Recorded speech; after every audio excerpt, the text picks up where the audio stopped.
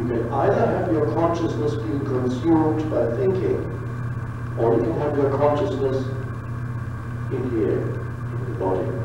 So most people's lives are consumed by their mind. It burns up their life energy uselessly. You lie in bed, you worry, you travel to work, you worry, you think, shouldn't have, worry, and so on. All going around in circles. If you could exit even for a few minutes and find stillness, because that is the entry point into inner stillness, when you leave identification with a conditioned mind. Now the conditioned mind will tell you, don't go there, because you won't know what's going on anymore. You will lose your mind. Not true. It is only if you are connected with that you can use your mind in a fresh, creative, and constructive way. So, if you can sit here and feel, yes, I am alive, feel it as in the background, so to speak, and at the same time, you can listen. There's an aliveness here.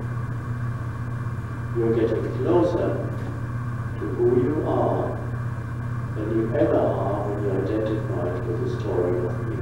You are stepping out of the story, to deriving your sense of self from telling yourself, dwelling mentally, continuously on your life situation,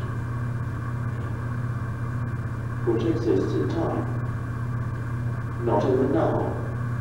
I'm not denying the existence of time on its own level, or the existence of your life situation, but there is something more powerful that people haven't discovered yet. It's the only place where true power can come into your life.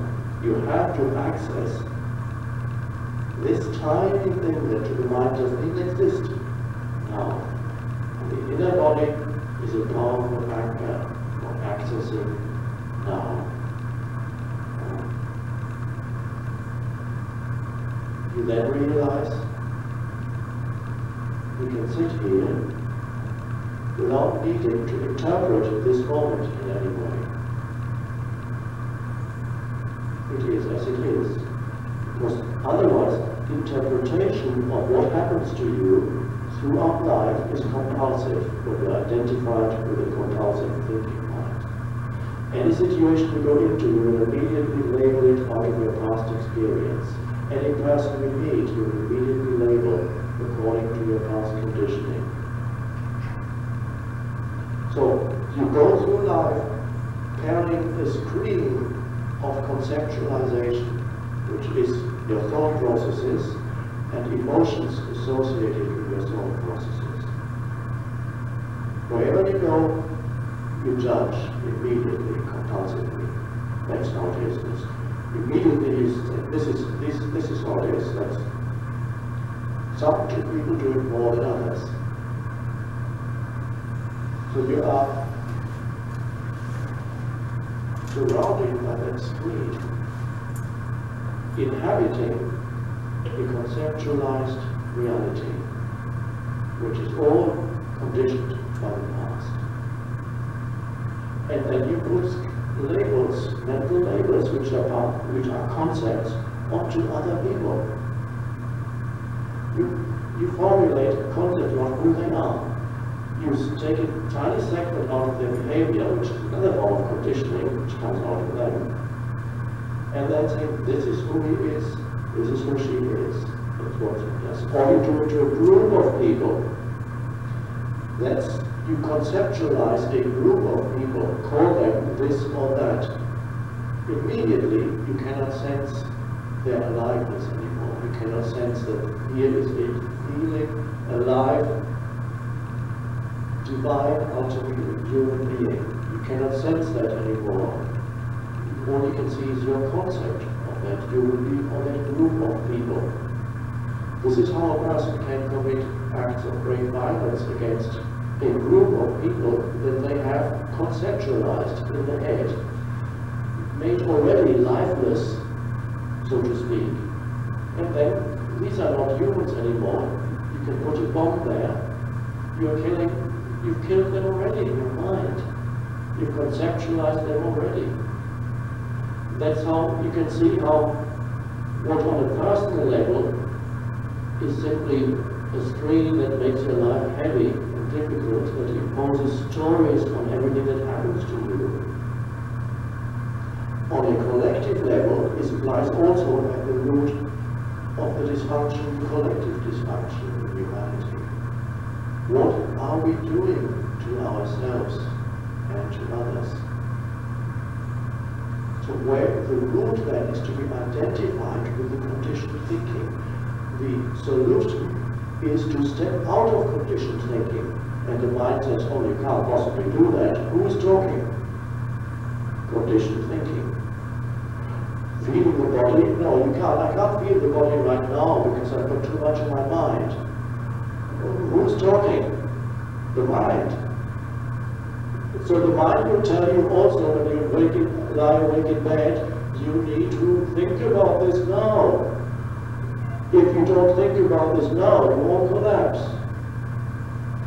It's 4 o'clock in the morning, there's nothing you can do. You are tortured by your own mind.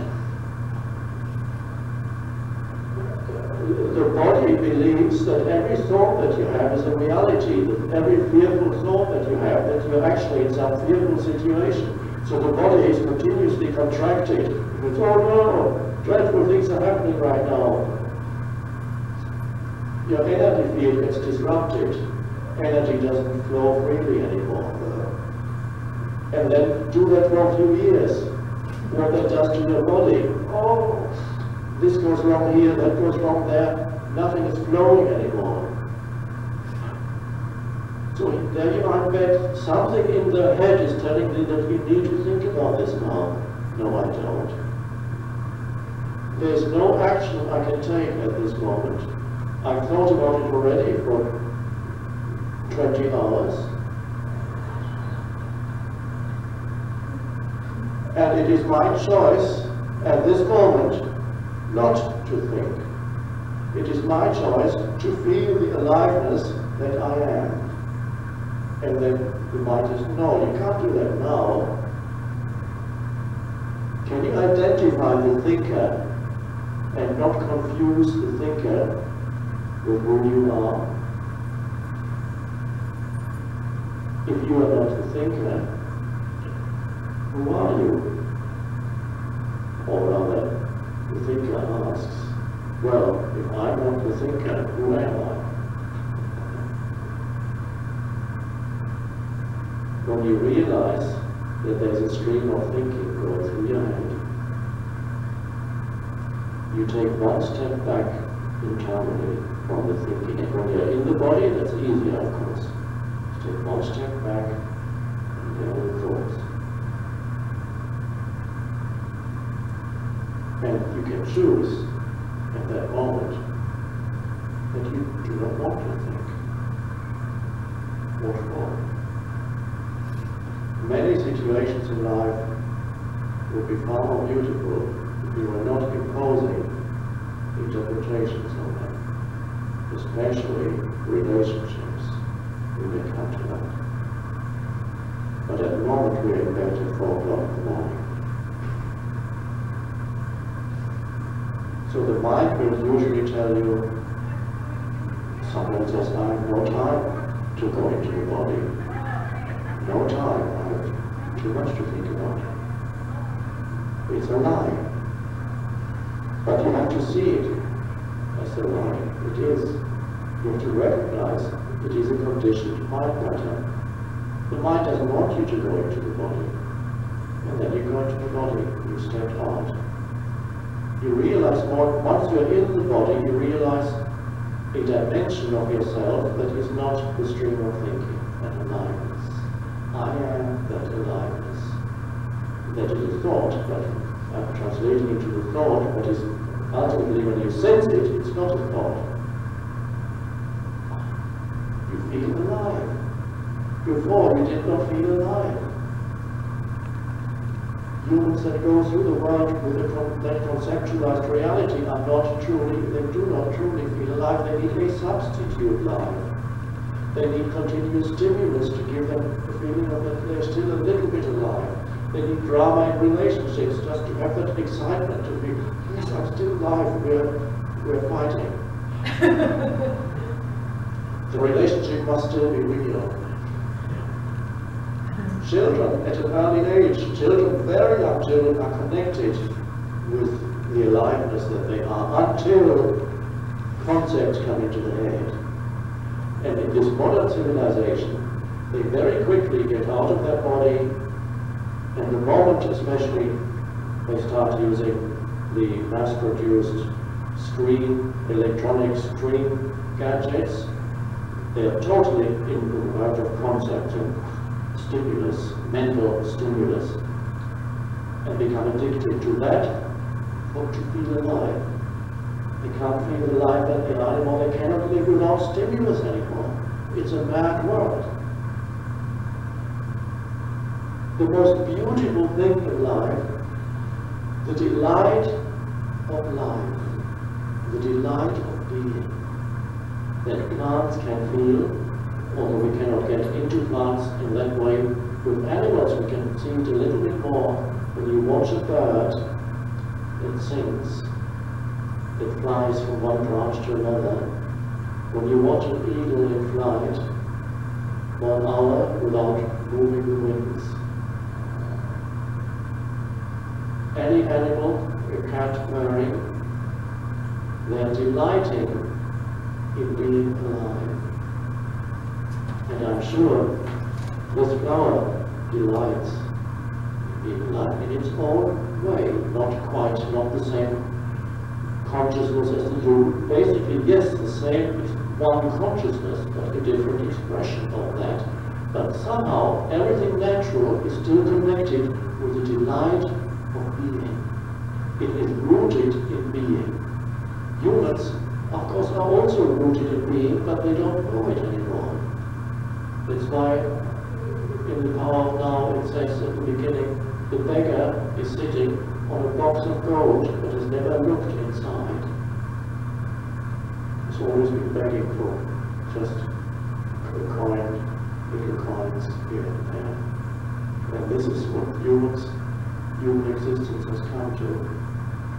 They have lost the delight of life. We are returning to that. Beauty is when you're returning to something, you go to a deeper level than when you lost it. And it is not just the delight of life. There is peace in there. It is also you are touching the source of all creativity, intuition, realization. True intelligence is there when you step out of the conditioned stream of thinking without losing consciousness, because that is another way that some humans attempt to do. They realize obscurely that they cannot live with this dreadful torture in their head anymore. So they go to drinks. One drink, feel a little bit better. Another drink, much better. Why are they feeling better? The mind slows down a bit, they're stepping out, becoming a little bit free of the mental torture. The third drink, then you feel really great, and you start feeling more alive. And then another one, and another, and you're going towards unconsciousness and sleep. So it gives you a temporary reprieve, a temporary aliveness, because you're getting out of mind, but you are going towards unconsciousness. You are sinking below the level of thought. At first it's beautiful, because even that is better than the torture of the mind. Does that make her feel? Yeah. Okay, so. Huh? Yeah, I just realized that. Oh, really? Oh, sorry.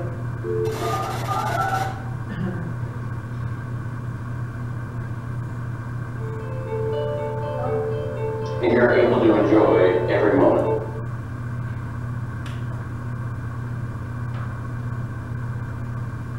So, I like what he said about going into the body. I've never heard that before. I've just heard, going upstream of your mind and being aware of your awareness. And that somehow that brings you into a state of euphoria. But what he's saying is go into your body and feel I like the word aliveness, alive. That means essentially happy.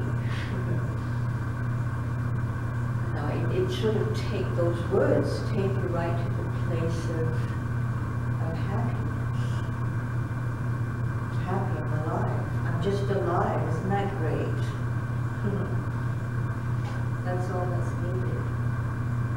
It's just that. Being alive.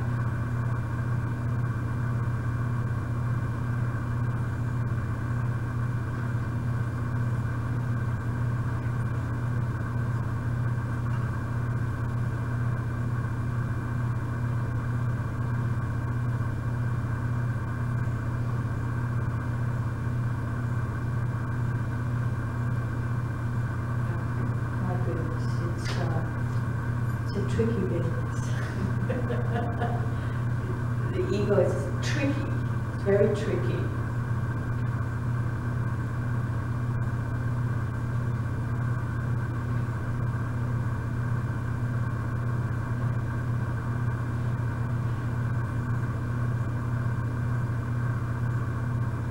Because it seems like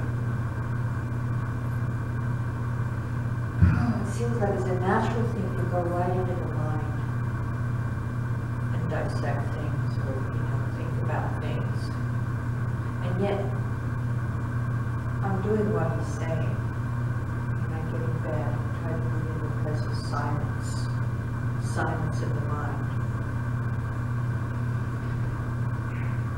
And that what he's saying is absolutely true. But it feels like if something is a very strong, something is very strong that's going on, that you have to counter it with more of the eternal consciousness, more of awareness, more of bringing that to bear, the silence, bringing the silence to bear on the situation, and not getting swept away by the in-your-face difficulty of what's going on.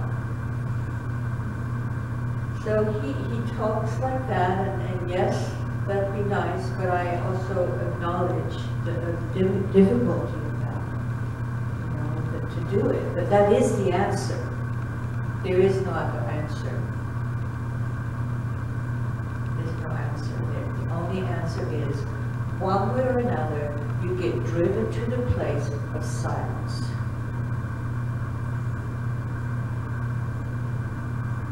Even though the tendency might be to go off into the mind, try to find ways to relieve the pain, which is a tendency to do that. The only answer is to dive within to the still point, to where there is no mind. We all have that capability, myself included. We all have that. That is the only key that unlocks the door, that opens the door to freedom, ultimate freedom, is to let go of the mind, let it go. The conditioned mind has layers to it.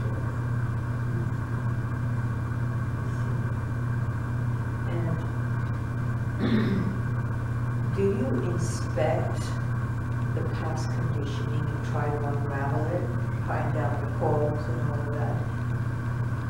You can, you might, and I've done it. Or you could just say that's all conditioned mind, forget about it.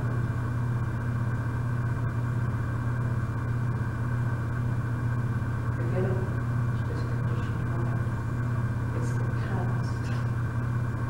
Over, it's finished. You don't have to relive the past. But you have to see that. You have to see what you're doing in order to not do it. So please share your feelings. Feels like I feel that especially the younger people that are, always on their, they're not using their mind at all. They're just someone else's mind, or someone else is telling you about this, what's that. And you're not developing your quiet in your own mind. you're not quiet in your own mind. Are you They're not dulling aware. your mind? They're not aware of even a problem with not thinking your own thoughts. You're thinking everybody Somebody else's else's thoughts, yeah.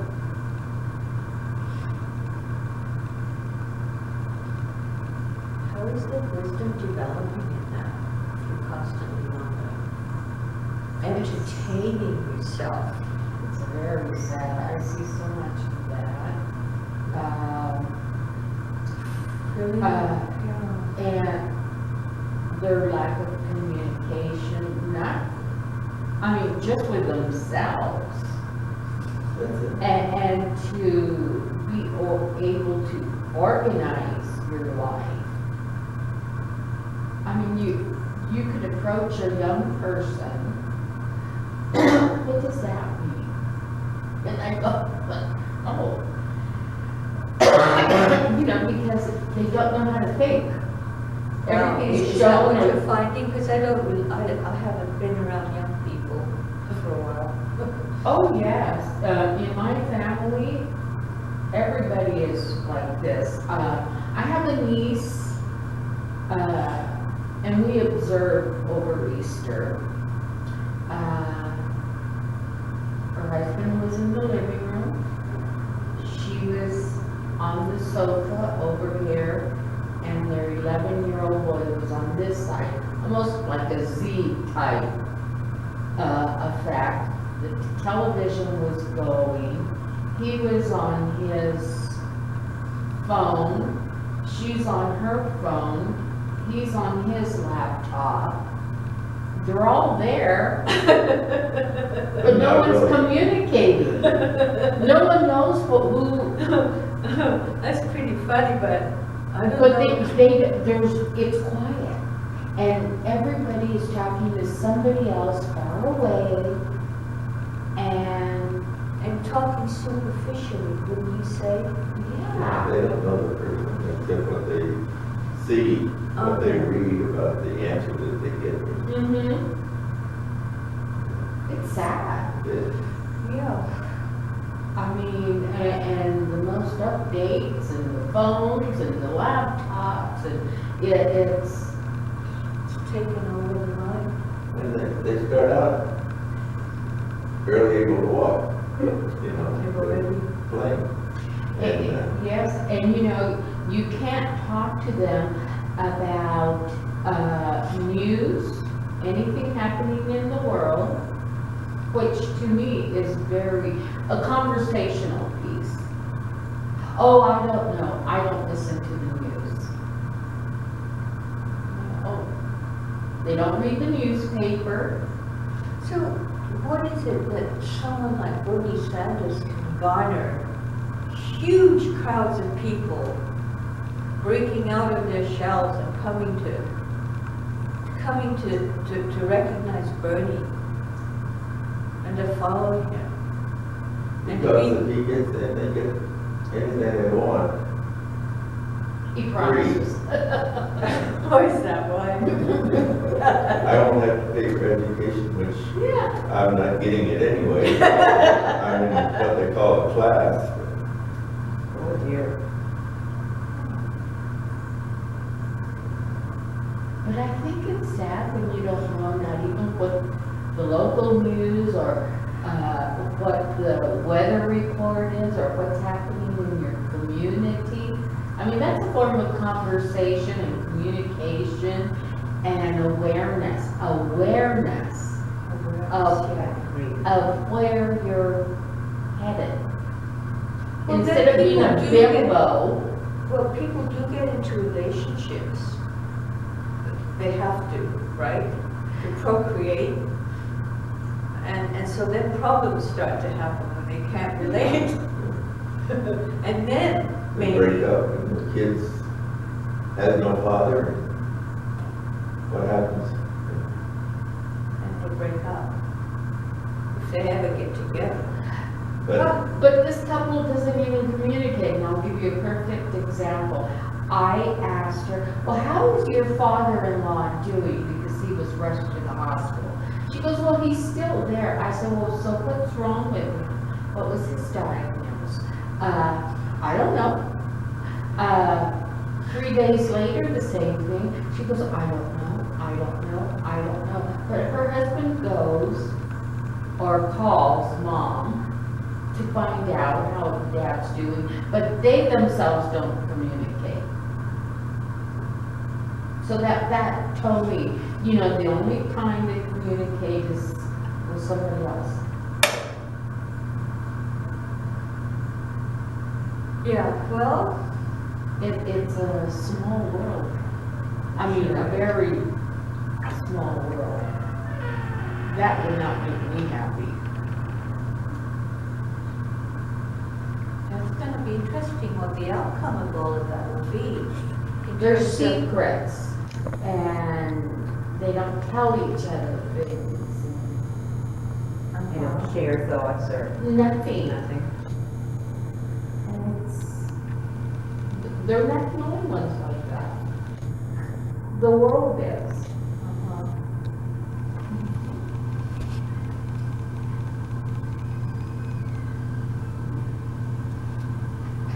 No.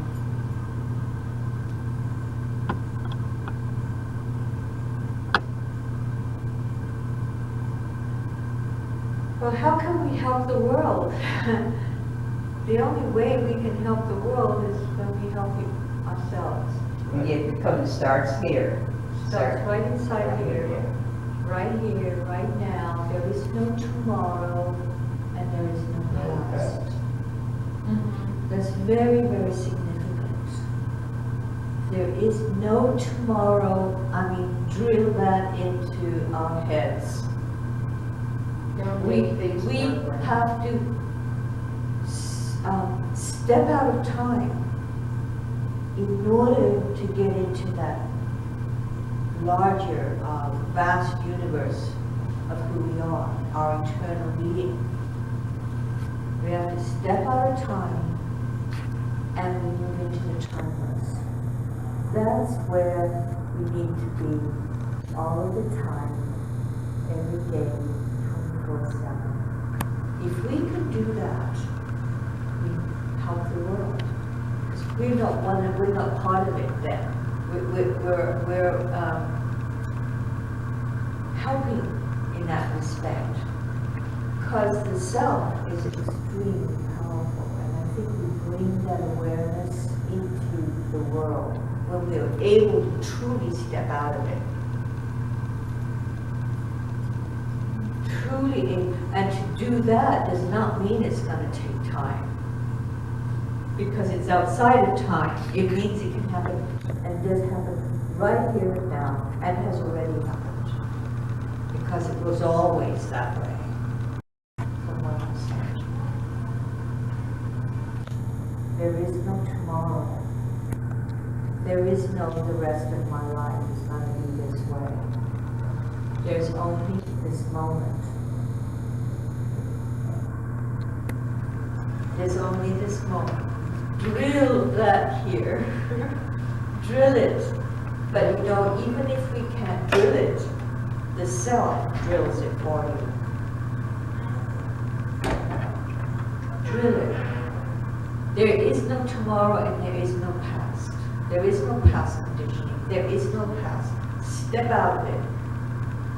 Or snap out of it. But it's easy and the ego is sneaky. Sneaky, sneaky, sneaky.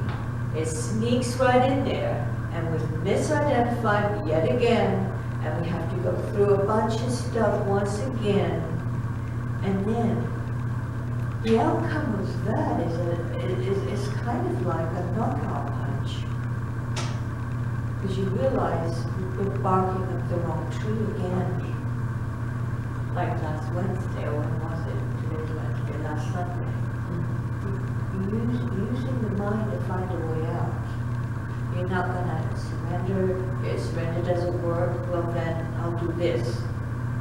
But forget it. That's all within the realm of illusion. I'm telling myself this.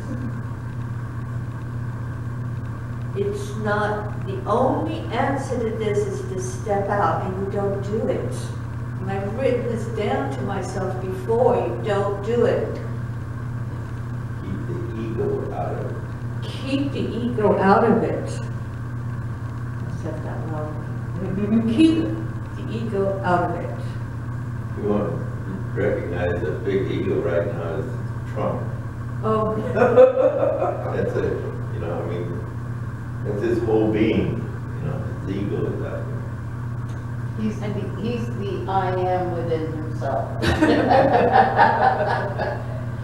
But look how many people he's attracting. Because they have a desire that they can't fulfill within themselves. They're looking for some reason.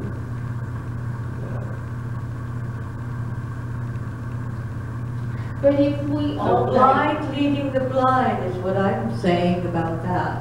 The blind leading, the reason I like Bernie, even though he's probably not authentic. He's got a heart, you can see the heart, and that's what I'm going by.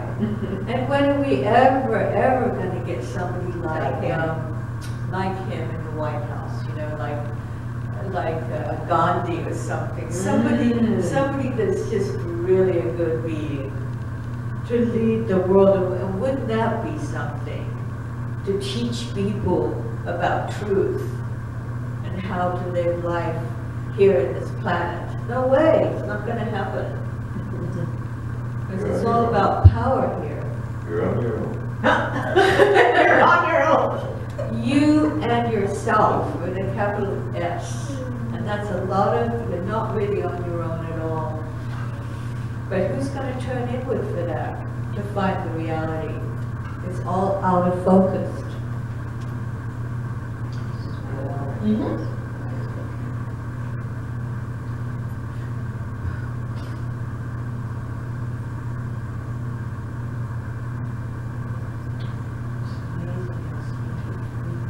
But in any case,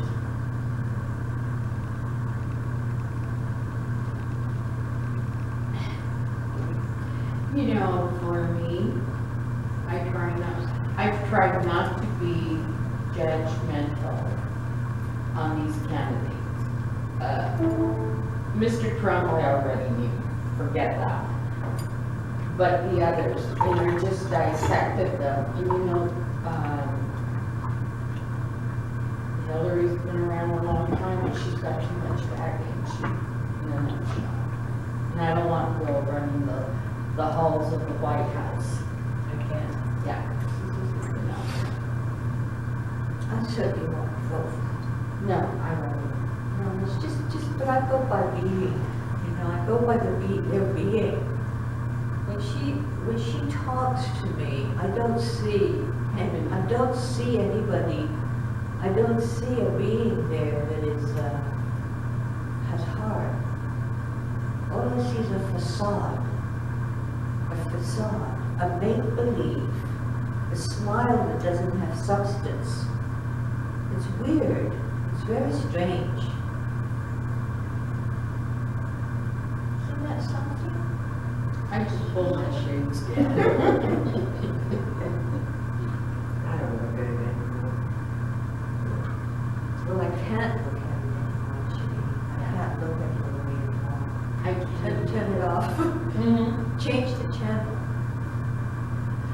Switch it off. Anyway, the good news is that the heart is really at the heart of reality. Love is really the answer. And either we gotta move into it naturally or get pushed into it a little bit, you know, a little bit aggressively, which means that you suffer a little bit to get there. In any case, that is the truth. So we'll end here a little bit early unless there's a momentum for discussing. Do you have a follow-up with Dick Carter? Do I have a follow-up to this? Yeah, a little further, like that's, Just in the the book that I start. had, that's more or less the beginning of the book. Oh, And I went right to an area where it talked about the ego. okay, I'll do that. Shall I do that next time about the egos? The ego is the head and everything inside of it, the conditioned mind. The sense of being somebody separate and identifying with that. Naomi has said from the beginning that the ego doesn't really exist. Meaning, your conditioned mind, which is really transitory. One day you're really feeling great and it's because of this and this and this, and then the next day it's gone. Stillness is the answer. So everything that's going on in the head comes and goes. And that's one way of knowing that it's not real, but you know, I feel really kind of sheepish to talk this stuff because I have been up against it, as it were. And I'm kind of in a position of feeling, you know, unless you're dead on, every single, unless there's no possibility of it, unless you feel that there's no possibility of ever misidentifying again, then that's what he told me. So he really put it very, very strongly. And seeing that in fact I do misidentify, and the sneaky ego gets in there and says, I can't deal with this anymore. I can't deal with that. Well, who is this I? Is that I'm falling right into the trap that can't deal? And is there a tomorrow? Is there a tomorrow, or is it just here in the mind with the thoughts, thinking about life in time? So that's not it. Life and time and thinking about, well, I can't deal with this anymore, you know, or in the future, or whatever it is, it's not the answer. It's not, it's once you fall into that space, then you're off into the ego land. Me, and I can't deal with this. And it can be very powerful. Not being able to deal with something can be very, very powerful. Unless there's that moment we dovetail right into kind of a hole, a black hole. Nothing there, just stillness. Going nowhere from that place, just stillness. Not a good picture. Huh? Not a good picture. Well, if you could stay in that place of stillness, nothing's being done to you, but you're not thinking it's being done to you. Nothing. Nothing is being done at all. And when you can get to that point, then you can actually feel passion. Actually release enough energy in the body with from the preoccupation of me and my story, which we've heard so many times before, and move out into self, into timelessness. It has to be like that. It has to be timeless. So the ego sense can't really do it.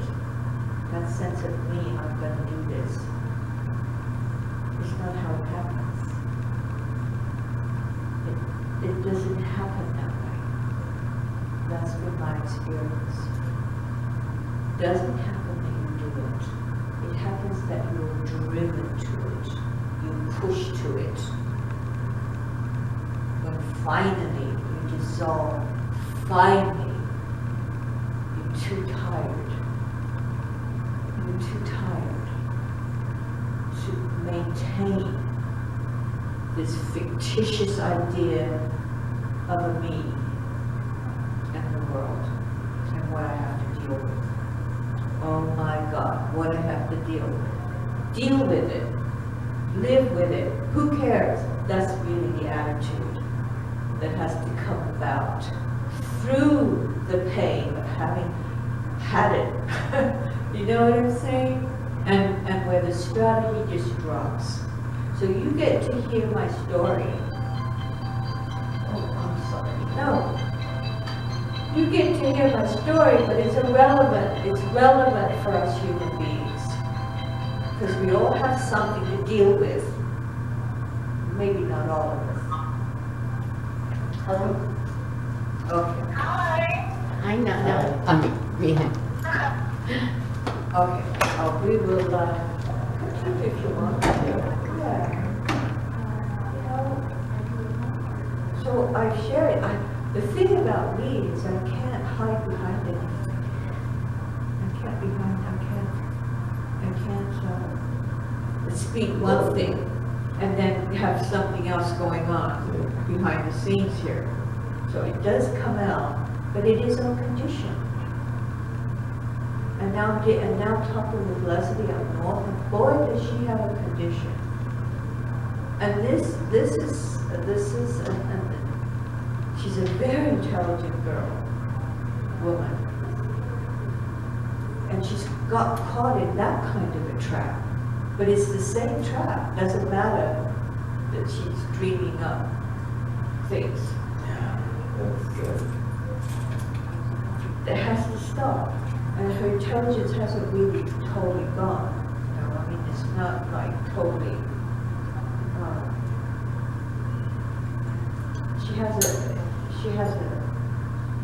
She's very articulate. You know, But whenever I try to press her about, how could it, all these years have passed, Leslie, and if they were doing all of that, why would they, people have died and gone, why do they care what you might say now?